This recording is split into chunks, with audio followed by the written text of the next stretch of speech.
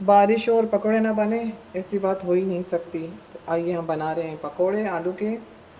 4 आलू हैं, 2 प्याज है, धनिया और पुदीने को मैंने काट लिया है, दोनों इक्वल हैं। 1 टेबल स्पून धाने हैं, इसको कूट लिए हैं। हाफ टी स्पून लाल मिर्च है, 1 चुटकी अजवाइन है, नमक अपने अपने टेस्ट के हिसाब से लीजिएगा, और 6 चम्मच, ये वाले 6 वाले चम्मच दही के हैं। और बेसन जितना बाइंडिंग के लिए होगा इस्तेमाल होगा, इतना इस्तेमाल करेंगे। और इसको थोड़ा क्रिस्पी लाने के लिए हम इसमें कॉर्नफ्लोर शामिल करेंगे। तो आइए हम इसको कटिंग करते हैं। मेरे चैनल को सब्सक्राइब करें, लाइक करें, शेयर करें और एक प्यारा सा कमेंट करना ना भूलिएगा। सबको हम बारी बारी हर चीज़ को काट लेंगे। प्याज को स्लाइस की सूरत में काट लेंगे और आलू को हम छोटे छोटे या लंबे लंबे बारीक बारीक पीस बना लेंगे।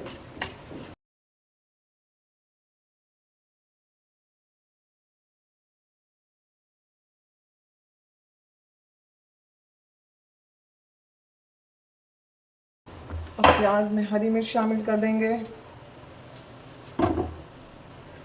आलू भी शामिल कर देंगे।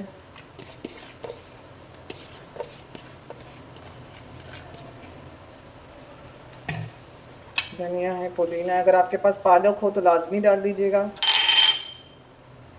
सारे मसाले भी शामिल कर देंगे हम। दही,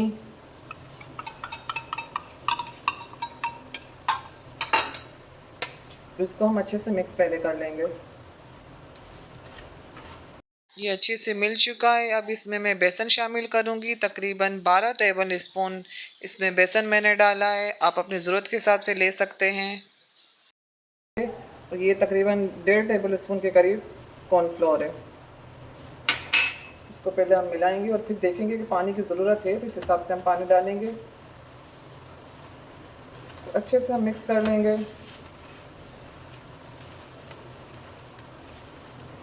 बारिश में आटे का हलवा और पकोड़े, अगर आपने मेरी आटे की हलवे की रेसिपी नहीं देखी हो तो वो भी है मेरे चैनल पर, शॉर्ट्स में डाली हुई है, ज़रूर देखिएगा आप लोग।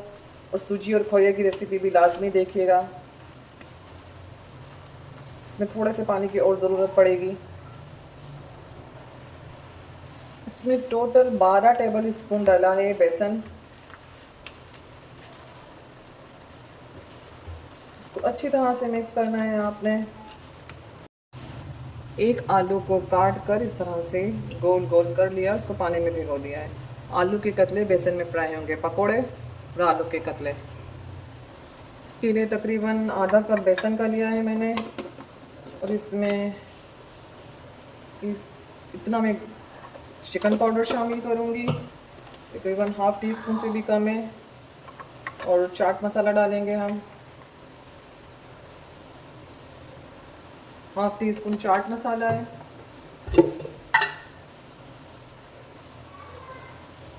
क्वार्टर लाल मिर्च है स्पून।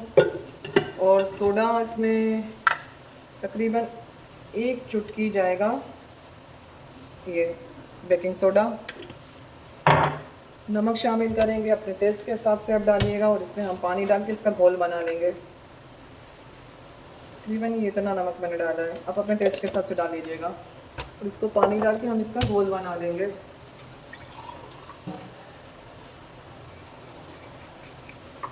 पाउडर को पहले हम अच्छी तरह से कर लें मिक्स। और इसका, बारिश बरसती हो, चाय हो और पकोड़े हों और आलू के कतले हों तो मज़ा ही आ जाए। आप देख लें कि ये तकरीबन इस तरह का लिक्विड फॉर्म में होना चाहिए ताकि आलू के ऊपर ठहर जाए। अब हम फ्राई करना शुरू करेंगे। तेल गर्म हो जाए तो इसमें आलू के कतले और बेसन में डिप करके इसको फ्राई कर लेंगे, एक एक करके डालते जाएंगे।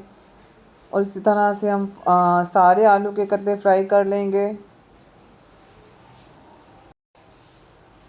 एक साइड गोल्डन ब्राउन हो जाए तो साइड को पलट लीजिएगा आप।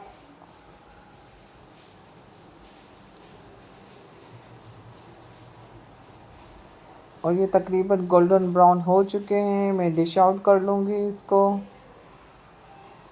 और इसी तरह से अब हम आलू के पकोड़े भी डाल देंगे। और मुझे ज़रा पतले पतले पकोड़े पसंद है, एकदम मोटे मोटे नहीं पसंद है, तो मैं ज़रा थोड़ा पतला पतला बैटर डालूंगी, ये हाथ से ही डलेगा। गरम तेल में डालना है और फ़ौरन नहीं पलटना है आपने। और ये भी तकरीबन पकोड़े होने वाले हैं। मैंने थोड़ी सी वीडियो की स्पीड बढ़ा दी है ताकि जल्दी टाइम आपका ज़ाया ना जाए।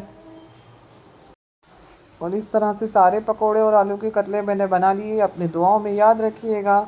ये हमारे मज़ेदार से क्रिस्पी आलू के पकोड़े और आलू के कतले तैयार है। अल्लाह हाफ़िज़।